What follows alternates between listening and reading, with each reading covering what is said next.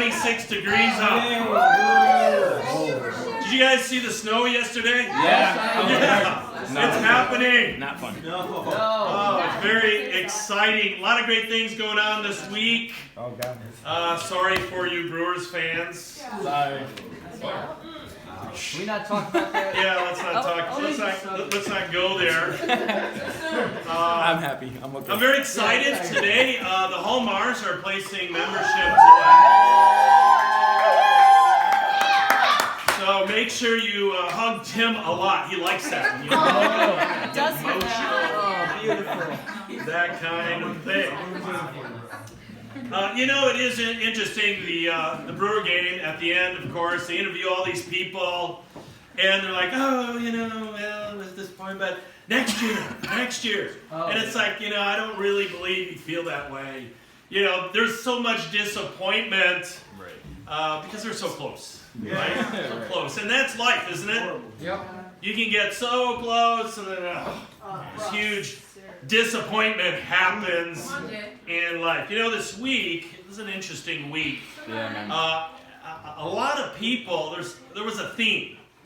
People that I would get together with kind of shared a number of same things. In other words, people feeling disappointed. People feeling like they just can't do things. And it was like I'm studying the Bible with people, members of the church. I even had people calling me from different states saying, I'm really discouraged. I don't see God working in my life. Wow. And it was kind of interesting to me that so many people have a hard time believing, and yet they can see miracles all around them. And one of the other things I found is that people have a hard time just trusting God. Yep. And trusting Him at His word. The tendency, if you're like everybody else, is to focus on the negative things, the obstacles, and why things just can't be, why they don't work. And people will freak all around you because they've lost their focus in life. And it takes a lot to get people out of the ruts and get them to believe again. So the question is, what causes you to quit? What causes you to give up or not even try? Because of a lack of faith? Maybe it's fear. Maybe you just, like Tracy said, you just don't want to suffer. Yeah. That's our nation. Or they just don't believe, I can't do it. A few weeks ago, we were watching the Packer game playing against the Bears. All right, you guys remember that? Yeah. And, I was at, I think it was at Candace's apartment. Was that at Candace's apartment? Yeah. And Corey calls me, who leads the church in Chicago. And he calls me at the end of the third quarter. And he said, so what you doing? I'm like, watching the Packer game. I'm watching Chicago kick us around. He's like, really? Yes. Oh, I'll call you back. I want to see this. Okay, thanks a lot, pal. So anyways, of course, the Packers turned it around. They were losing like 20-3, and then they win 24-23, something like that. Yeah. And then he calls me back. He goes, thanks a lot. Why did you make me watch that? You just can't win. Of course, I almost had a heart attack watching him come back, all that kind of thing. But it was one of those things where you wouldn't bet that the Packers were going to make it at the end of the third quarter.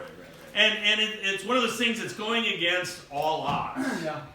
And believing you can do it in spite of everything is against you.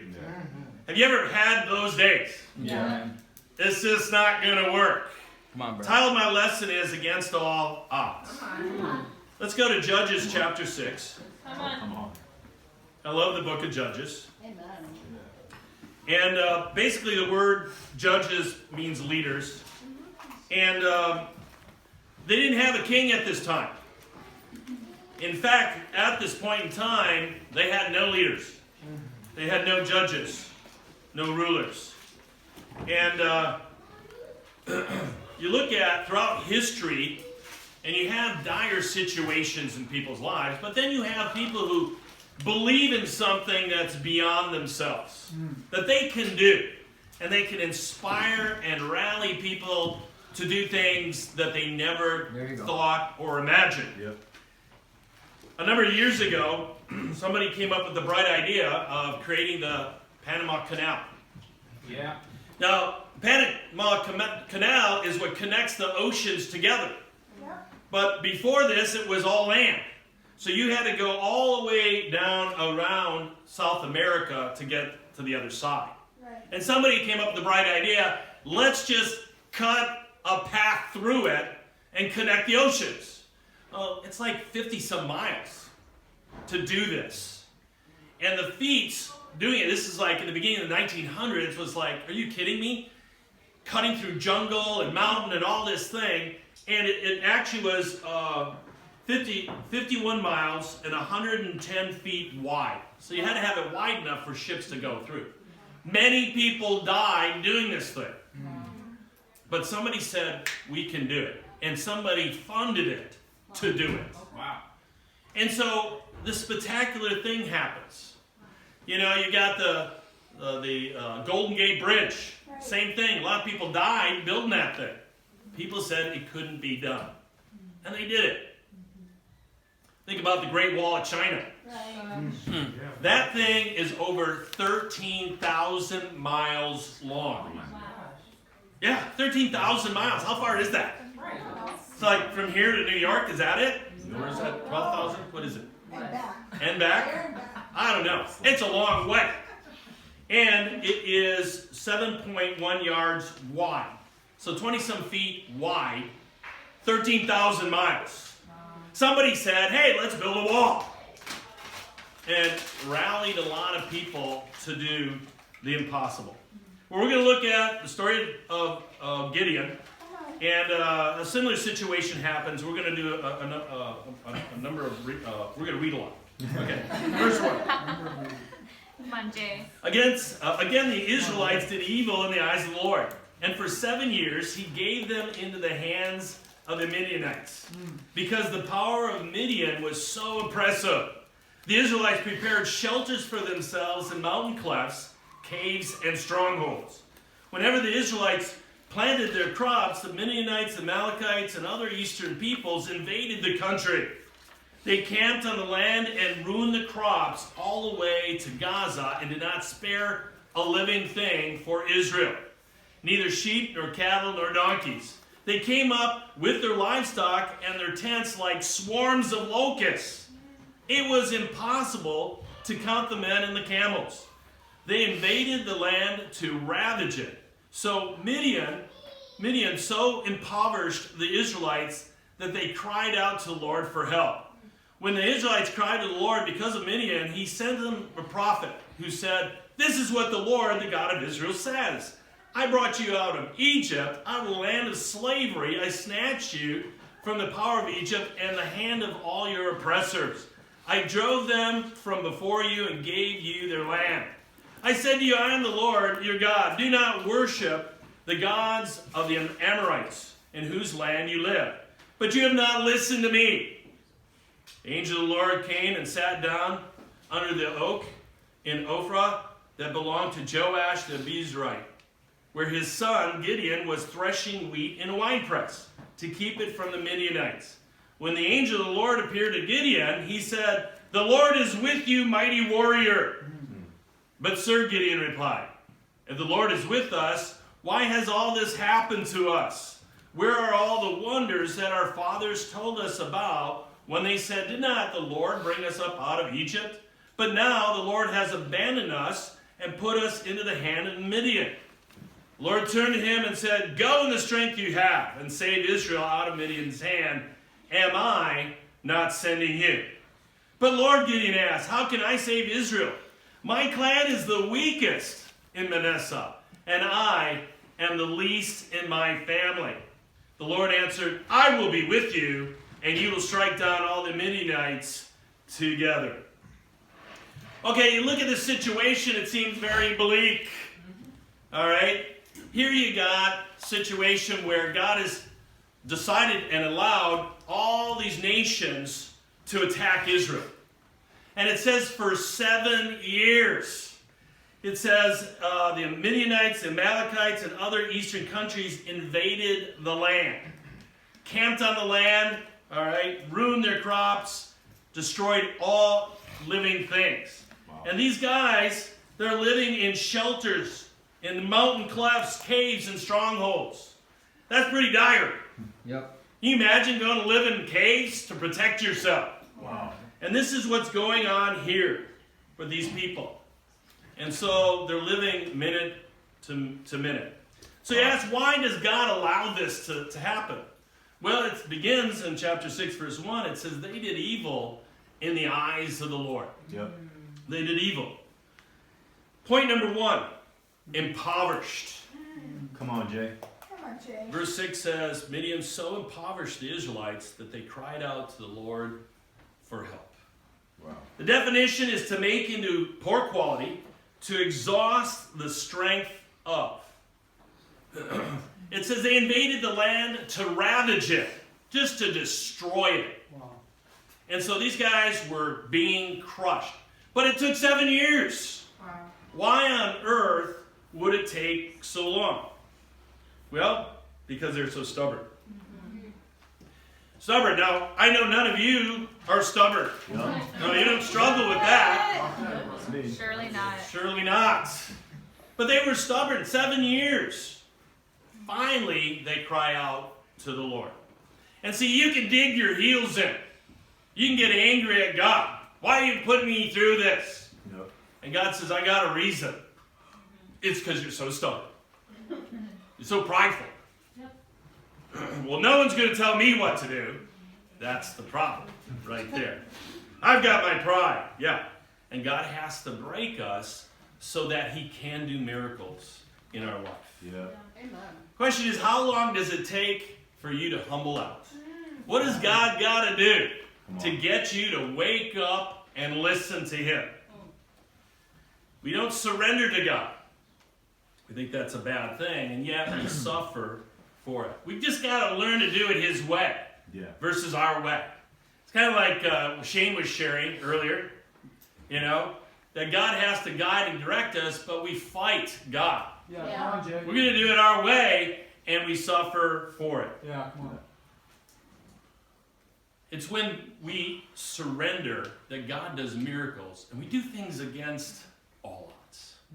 Yep. Come on. When you know, okay, that was beyond me.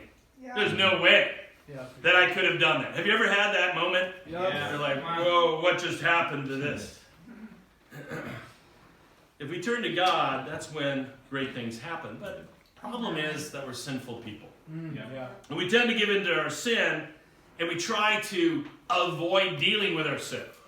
We rationalize it, we excuse it away, we try to ignore it, and it just doesn't go away. You know, there's I don't know if you've ever heard of the Hatfields and McCoys. Have you guys ever heard of that? No. Okay, it's a true story about two families who lived in the mountains of West Virginia.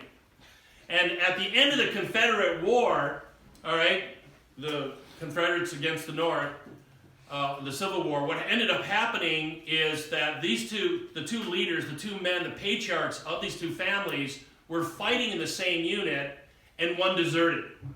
One just deserted the whole group. The other one stayed and became a prisoner of war and was treated horribly. Okay? At the end of the war, the one comes back and they meet in a bar. And the one guy goes, hey, I'm sorry, I just want to apologize for what I did. And he says, no, it's not going to be that easy. It just doesn't happen that way. There's no way. And so there was this huge rift between the family. And for decades it went on and on and on, and they were killing each other off. And prior to that, they had started this kind of a logging thing where they were going to make all this money, but now, boom, it shuts down. And the families destroy one another off. All these different killings and these murders. And you can study it out, you can look at it, it's a historical thing, but that's the way we are in life. We won't let go of certain things, and God cannot work. We shut things down because we feel we have a right Yeah. And we're stubborn about it. And then others suffer for it. And this thing was just so blown out of proportion, but that's, our lives. Where we can kind of give into these things. Look in James chapter 4. We're going to come back to Judges. But James chapter 4. Come on, bro. Come on. Now, hey, if you live in America, you're kind of taught to be stubborn. Chapter 4, verse 1. What causes fights and quarrels among you? Don't they come from your desires that battle within you? You want something, but don't get it. You kill and covet, but you cannot have what you want. You quarrel and fight, you do not have because you do not ask God. And when you ask, you do not receive because you ask with wrong motives, that you may spend what you get on your pleasures. You adulterous people, don't you know that friendship with the world is hatred toward God? Anyone who chooses to be a friend of the world becomes an enemy of God. Or do you think Scripture says without reason that the Spirit He caused to live in us envies intensely? But He gives us more grace. That is why Scripture says God opposes the proud but gives grace to the humble. Submit yourselves then to God. Resist the devil and he will flee from you. Come near to God and He will come near to you. Wash your hands, you sinners. Purify your hearts, you double-minded. Grieve, mourn, and wail. Change your laughter to mourning and your joy to gloom. Humble yourselves before the Lord, and He will lift you up. He starts off by saying, what causes fights and quarrels? Well, because you want something. You want to be in control, and you can't have it. Yep. And we want to do it our way. And God's like, no, your way is not a good way. I have a better way. But we think we know better. It's our pride. And we fight God, and as a result, God says, listen, I consider that adultery. Wow. Why? Because you have another God. You love something more than me. And it's the world. He says, don't you know that friendship with the world is hatred towards God? He says, you become my enemy. Why? Because now you're fighting me. And other people end up suffering because you are unwilling to surrender. And he goes on, he says, God opposes the proud, gives grace to the humble. Yep. He says that you're in opposition to me when you fight me. When you're being stubborn, I can't do miracles because of your pride. And the answer, verse 7, submit yourselves to God. All right? Come near to Him. He'll come near to you. And then finally he says, humble yourselves before the Lord, and what? He will lift you up. Right. God wants to lift us up. Come on, Jay. But we just got to quit fighting God. Amen. Being humble, that's a tough thing to do. Yep. Because we're so stubborn. Now, when I was a teenager, Oh, all right, no. Come on, Jake. I grew up in a situation, wasn't a good situation, so me and my brothers, we got sent to an all-guy Catholic school for 4 years. All right? And I was very bitter, very angry. I felt like, hey, it's not fair. Have you ever felt that way? Yeah. Not fair what's happening to me. And they had some quite some characters as teachers. All right? Tell us, Jake. Yeah, I'm going to tell you. It was brutal because you had to dress up every day. Oh, boy. You had to keep clean, shaven. Sorry, Max. It was gone. Right? And, it was one of these things where you had to submit to the authority that was there. Now, there was this one priest, okay, and you got sent to his room if you were out of line. Oh. And he was an ex-boxer, and his hands were massive, and his fingers are like sausages. And what he would do, and he had this really, hey, what are you doing in here? That kind of thing. And you'd like, oh, I'm sorry, I did everything wrong, whatever you say. That kind of thing. And so what he would do is he'd put his hand on your face, Oh, no. and he'd pull his finger back, bam, like that. I'm not kidding. And you'd be like, it's painful. And you would have this red mark, and you'd be kind of walking around all day, It's like I know where you were today. That kind of thing. Then there's another priest. We call him the Count. He's a nasty dude. My brother had run in with him. Oh, no. And another guy. I could go on and on and on. And I fought it. I remember my algebra class was taught by the coach, the defensive coach for the football team. And he would pull me out into the hallway. What's wrong with you? You know, that kind of thing. But I dug in my heels. Oh no. Somebody's going to tell me what to do. I'm sure I'm all alone in this, right? All alone. All alone. But then finally, there was a teacher that believed in me. Come on. All right? And he got into my life, started talking to me, and of course it took a lot to let the walls down. And you'll see that when you try to work with people. You try to help them, but the walls are up. And finally the walls started coming down, and he introduced me to the Russian teacher. He's also a priest. And caught my attention. And so I started taking courses in Russian. And I finished that, and I ended up graduating and going to college. And my situation was such that I actually got all my college paid for free. It was a pretty dire situation. Okay? But when I went to the university, I was able to place out right into second year Russian. So I didn't have to take first year Russian. I did that in a semester. I did third year Russian in a semester. I did fourth year Russian in a semester. Then I went to school in Moscow. Okay? And 1980. All right? This is, the whole Soviet Union time. Then after that, I went to Leningrad. Then I went to Tallinn, Estonia. I went to Helsinki, Finland. All that because I was finally willing to surrender and submit. What a difference it would have been if I still dug my heels in and fought God. All right? God was trying to work way back then.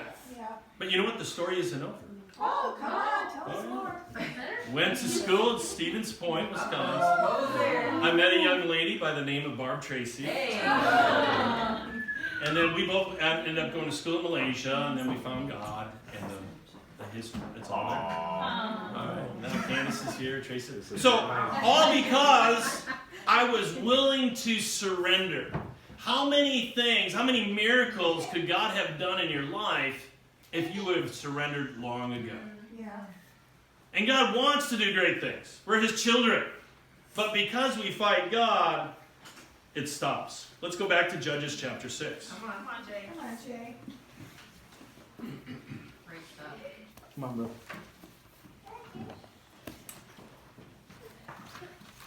Verse 10. Okay, this is the conversation he's having with the angel. He says, I said to you, I am the Lord your God. Do not worship the gods of the Amorites in whose land you live. But you have not listened to me. That's point number 2. Listen to God. You know, the Amorites were serving other gods. That's what we tend to do. And God's trying to get our attention, and He impoverishes us from time to time. And you got to realize, people ask, why do earthquakes happen? Why do we have, volcanoes and hurricanes and all that? God is screaming out to get our attention and trying to get us to listen to Him. And that's what's going on here. The question is, how bad does it have to get till He gets our attention? Come on. Come on, Jay. It's amazing when you raise kids. Ooh. It's the listening thing. That's a big deal. You can yell up through, hey, you guys, clean your room, do your homework, this and that. Oh, I didn't hear you. One time I said, okay, watch Barbara. And I said, hey, we got some ice cream. What? It's just like, wow. Selective hearing. That's how we are with God. Look at Luke 8. Come on. Come on, Jay. We focus on our attention on what's important to us. In Luke 8, starting in verse 16, Jesus talking here. He says, no one lights a lamp and hides it in a jar or puts it under a bed. Instead, he puts it on a stand so that those who come in can see the light. For there is nothing hidden that will not be disclosed, and nothing concealed that will not be known or brought out in the open. Therefore, consider carefully how you will listen. Whoever has will be given more. Whoever does not have, even what he thinks he has, will be taken from him. You know, Jesus says, hey, listen, you need to consider carefully how you listen. Wow. Yeah. And he goes into the next line and he says, listen, therefore, or whoever has will be given more, whatever he does not. What's the parallel here? If you listen to God, you gain. All right? And a lot of us are so focused on our world and what we think is important, we totally miss God is screaming at us. Yeah. And he wants to help us. Look at in Matthew 13. Come on, Come on, Jay. Jay. Come on, Jay.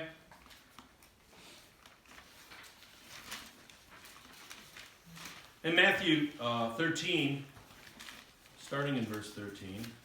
Come on. Come on, Jay. This is why I speak to them in parables. Though seeing, they do not see. Though hearing, they do not hear or understand. In them is fulfilled the prophecy of Isaiah. You'll be ever hearing, but never understanding. You'll be ever seeing, but never perceiving. For this people's heart has become what? Calloused. They hardly hear with their ears, and they have closed their eyes. Otherwise, they might see with their eyes, hear with their ears, understand with their hearts, and turn, and I would heal them. Wow. And what's the issue? The issue is we get hardened. Yep. So there's different ways to respond to God. Bad stuff happens. We get impoverished. God beats on us, and we choose to either humble out and listen or harden our hearts. Yep. And God can't get through to us. And God says, you don't receive healing because you don't want to listen. Right. And there's no excuse. Look at Matthew 15. Come on. Come on, Jay. We're going to use an example here. Matthew 15, verse 10. It says, Jesus called the crowd to him and said, listen and understand. All right. Look at verse 15, same chapter. Peter said, explain the parable to us. Are you still so dull? Wow. Come on. You know, it's Jesus saying, listen. And he had an expectation of these guys to be sharp, to be on it. Come on. And he said, don't be dull. Hear what I'm saying. Think this through. Now you imagine Peter thinking, I'm humble, I'm getting, hey, I don't know, just teach me. Are you dull? And just, you know, just this, oh. Yeah. But he had to realize there's an expectation that God has on us. Right. How many people go to church, hear sermons, hear lessons, There you it go. goes in one ear, out the other. Yeah. They don't change. They're the same the next day as they were throughout the week prior. They don't change. Why? Because they're not listening. Yeah. It's not like people haven't heard this lesson before, heard these words of God, but they don't apply them because their hearts are hard. Is that you? Mm-hmm. Does that define you? Are you still so dull? That'd be a great title of a lesson. I like that. Write it down, Jay. Come on, Jay. It's got to have to impoverish you to get your attention. And it's amazing how with kids, sometimes you can be talking to them and they're not, and you've got to grab them and say, hey, parents, you know what I'm talking about? Yep. Yeah. And then finally, even then, they're, hey. And it comes down to this is what God's got to do to us. Because our hearts get so hardened. Yeah. Then we don't see the miracles. Question is, how do you listen? When somebody brings something up to you, what do you do with that? Wow. They challenge you, hey bro, blah, blah, and you kind of shrug it off. Not a big deal. Maybe 5 people say the same thing to you. Are you listening? Or are you defensive? Do you get angry? Do you fight it? Or do you say, wow, God is trying to say something? You know, at Bible Talk this week, there's a guy who showed up, and he showed up because 3 people had invited him out to the Bible Talk. And he finally just said, okay, God's saying something here. And so that happens a lot. God determines the times and places, Right. but do you fight it? And it's not just initially seeking, but it's going to be that way for the rest of our lives. Right. Yeah. What does God have to do? Let's go back to Judges chapter 6. Come on, this is awesome. Come on, bro. Come on, Jay. Judges chapter 6, starting in verse 11. The angel of the Lord came and sat down under the oak in Ophrah that belonged to Joash, where his son Gideon was threshing wheat in a winepress to keep it from the Midianites. When the angel of the Lord appeared to Gideon, he said, "The Lord is with you, mighty warrior." "But sir," Gideon replied, "if the Lord is with us, why has all this happened to us? Where are all the wonders that our fathers told us about?" When they said, Did not the Lord bring us up out of Egypt? But now the Lord has abandoned us and put us in the hand of Midian.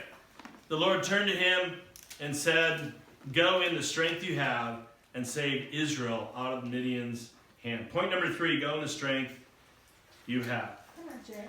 You got to picture the situation. Here you got Gideon. He is in a wine press. All right. Do you thresh wheat in a wine press? No. No, he's hiding. And this angel comes to him. And he says, "The Lord is with you, mighty warrior." And you just see Gideon kind of going, "Who are you talking to here?" Right. And he's saying, "Hey, my clan's the weakest. And I'm the weakest of the weak." And I can just see God saying, "Yeah, that's why we picked you." Come on. Against all odds. Yep. Come on, Jay. And so, it takes a lot for us to believe in the words that God says to us. God says we're mighty warriors. And you may be thinking, "I don't see myself that way. I don't feel that way. I feel like hiding. I feel like going in the hole because of fear." Right. Come on. And he says, "Listen, I will be with you." Come on. You can do anything because it's God doing it. It's not you. If you rely on yourself, yes, you're going to fail because we fail all the time. Right. Everybody fails. But this is when God gets the most glory. God doesn't see where you are now. He sees what you will be Come on. and what you will become. You know, I learned this a long time ago. Once again, when I was a kid, I was in the Boy Scouts. All right? And one of the things that we used to do is we'd go camping, and we went winter camping one time, and I was sitting at a picnic table, and I saw my name carved into the picnic table. I'm like, I didn't do that. I'm thinking, who in their right mind would carve their own name in the picnic table, right? And I said right mind. Okay, and the scoutmaster said, "I did that." And I was like, "Why'd you do that?" He said, "Well, I was thinking about you. And I was thinking about, it'll be amazing to see all the great things you will do." Come on. I was like, wow. But that's how he viewed me. What did that do for me? Inspired. Yeah, and see, this is what we've got to be to each other. We've got to communicate what God sees in us.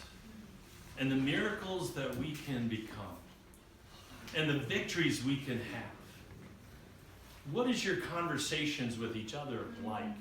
Is it pointing out all the things you do wrong, or the victories that you've had? Well, communication is so important. And a lot of times we don't want to even accept the good. I don't believe you. I believe all the negative things because it's easier to believe in those things. You know, I appreciate the group that came here. Come on. Yep. You know, the 21 people that came in is miraculous. Yeah. A lot of the things that you've done. In a lot of ways, you've taken steps that most people won't take. Correct. Left your careers. You came in here and did amazing things. And really, I learned the lesson long ago that I'm going to look at people and see the possibilities. You know, I think about Marlene, Come on, Marlene. Mom Marlene. where she was at. Yeah. She was an angry young woman. We had many a talk. But look at what she's doing today. Yeah. This is amazing. Now, I saw it, Barb saw it, Sabrina saw it. Sabrina reached out to her. All right? But look at where she's at now. And see, what God can do in our lives is miraculous. She's got a lot of stuff that she can preach about. It's the same thing with Victor. When he first came in, he's quiet, shy, reserved, although I knew that wasn't really him. Come on. Right? And now they're married. They are. They are married. Woo. Maritza just gets baptized a few weeks ago. Come on. And there's a lot of stuff there. Am I right in saying this? Yeah. A lot of gunk that needed to get out. All right? But what do you think she's going to be in 10 years from now? Great leader. Yeah. Hopefully married. Hopefully married. You were picked on the team because we believed in you, and so did God. Yeah. We put it together. And, you know, I mean, when Kip was here, he said, what an amazing group. And I'm like, yeah, they are. We're going to do miracles. And I think we already are. We're changing lives. We will continue to change lives, but we've got to believe God and not the lies of Satan. That's what it comes down to. I think of Tim and Lynn. You know, they're sticking their neck out here. It's a huge step of faith. And you know, when I first talked to Tim, when we first moved, he initiated with us. But he said his faith is what's been shaken. He's lost his faith. Well, hey, what he's done is an incredibly faithful thing. Yeah. We're going to talk more about that later. Come on, Jay. Come on, Tim. You know, I can't believe people didn't put more of a fight up for these guys. I really can't. I think they're amazing. Yeah. And for those of you who've talked to me, you know what I've said. Man, this is awesome. This is amazing. It's like raw meat. What? Raw meat? What does that mean? Please explain. Well, you know what you do if you put raw meat in front of a dog? It goes crazy. Yeah. And that's how I feel. Come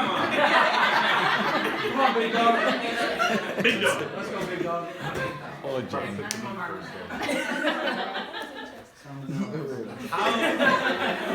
How do you view yourself?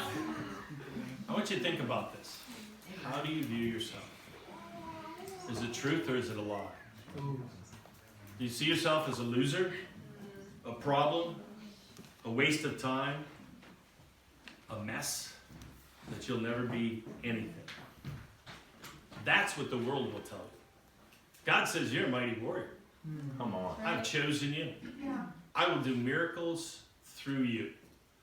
Just submit, surrender, do it my way. Miracles will happen. We need to believe in each other. You know, somewhere along the line, Barb chose me. Yeah. Wow. And many times I would say to her, what were you thinking? Come on. What were you thinking? I saw something in there. Down deep. That kind of thing. In Romans 8, God says you're more than a conqueror. Come on. Yes. That's how he views us. Either that's true or it's a lie. What are you going to accept? I was studying the Bible with a guy this week, and I said, what's holding you back? He says, I'm scared. Wow.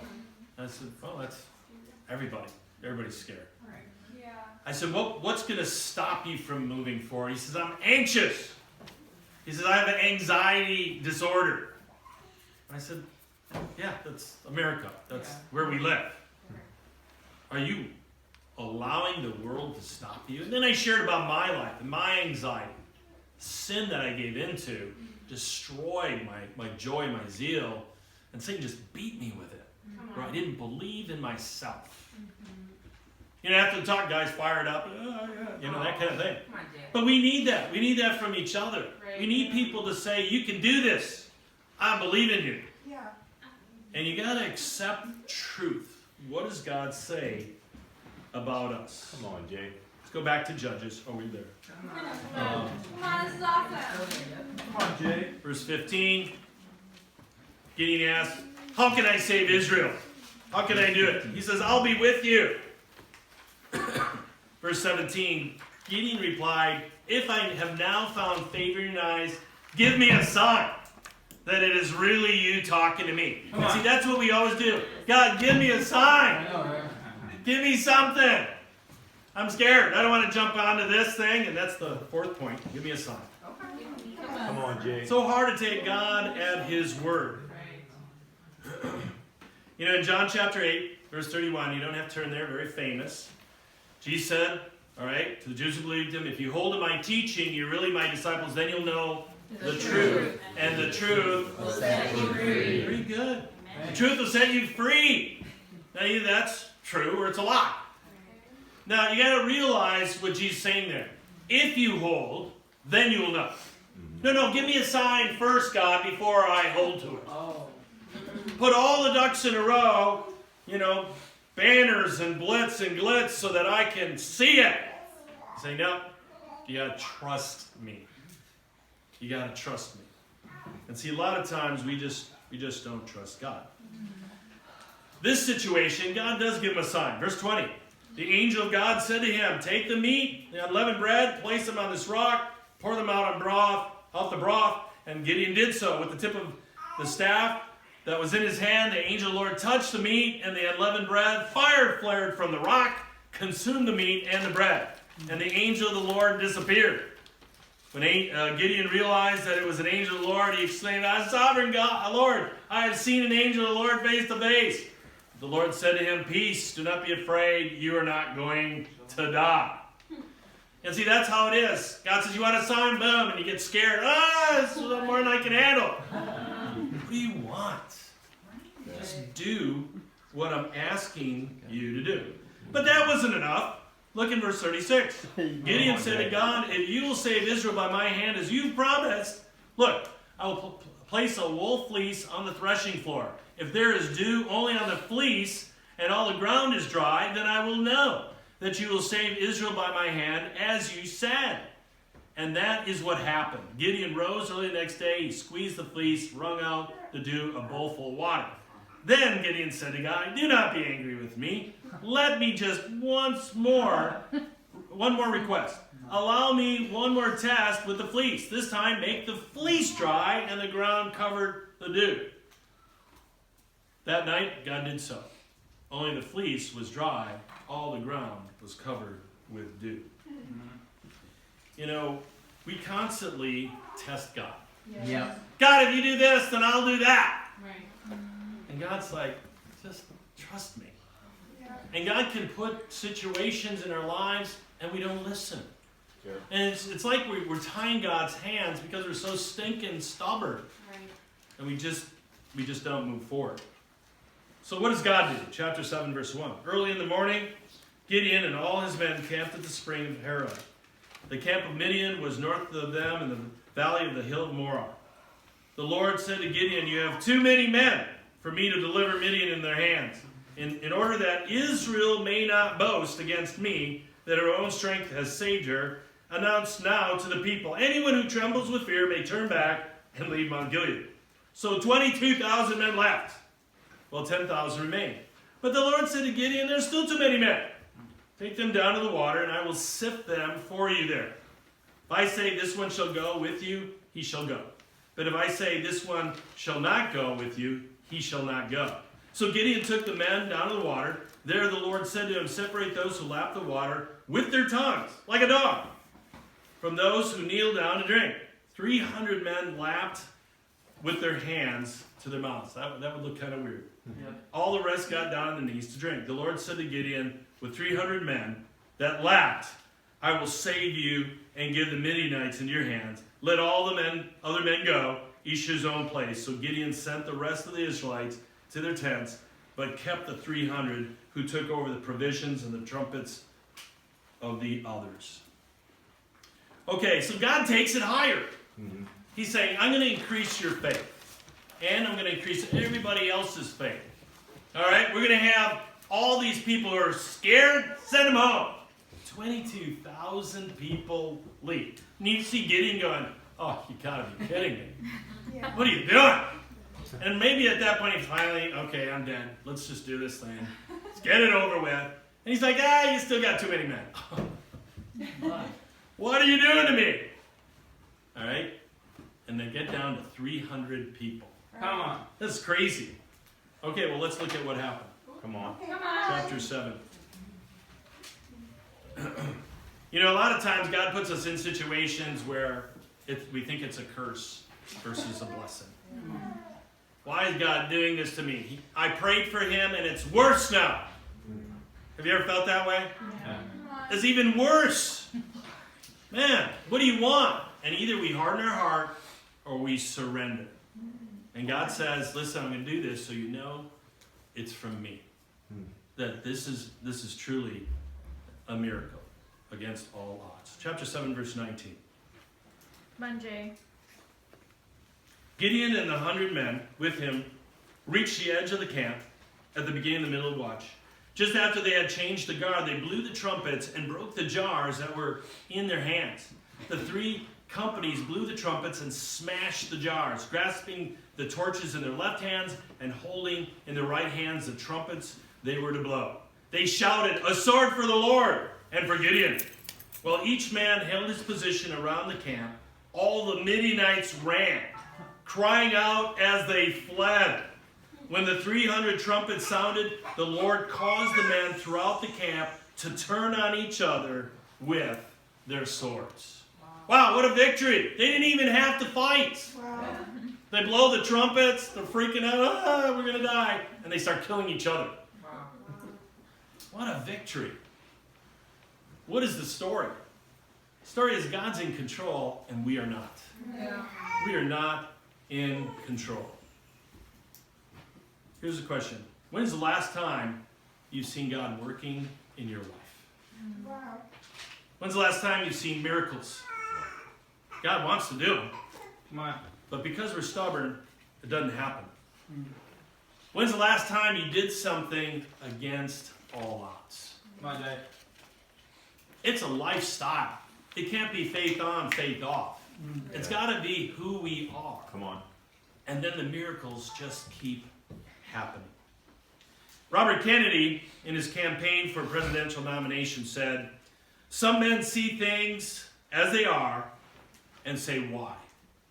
I dream things that never were and say, why not?"